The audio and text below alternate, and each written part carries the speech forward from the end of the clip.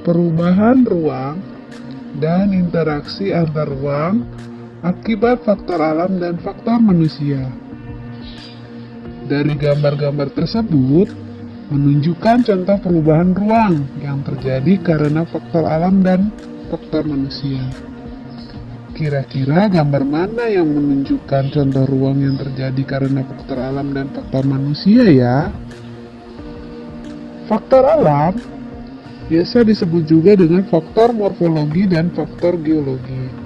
Faktor manusia atau konversi lahan pertanian ke permukiman dan perkembangan iptek.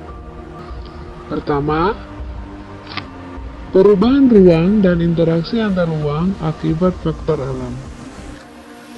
Indonesia termasuk dalam wilayah Asia Tenggara, terletak pada pertemuan lempeng-lempeng geologi dan aktivitas kegempaan, seismik, dan gunung berapi vulkanik. Perubahan akibat faktor alam bukan hanya terjadi di daratan, tetapi juga di laut dan di udara, bahkan di dalam lapisan kulit bumi. Perubahan gejala alam lebih banyak terjadi sebagai akibat proses alami.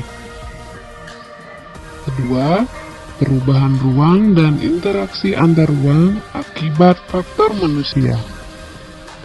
Perubahan ruang dan interaksi antar ruang akibat faktor manusia didorong oleh pengaruh perkembangan iptek, kegiatan ekonomi, politik, serta konversi lahan pertanian ke industri dan permukiman.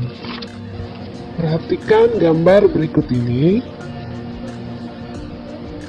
Apa yang kalian pikirkan setelah melihat gambar tersebut? Ya, benar.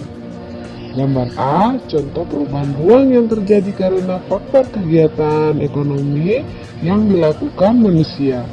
Gambar B, contoh perubahan ruang yang terjadi karena faktor perkembangan iptek. Dari penjelasan gambar tersebut, terlihat bahwa kegiatan ekonomi yang dilakukan manusia telah mengubah ruang dan interaksi antar ruang. Oke teman-teman, demikian materi pembelajaran kita pada hari ini. Ketemu lagi lain waktu. Terima kasih. Wassalamualaikum warahmatullahi wabarakatuh.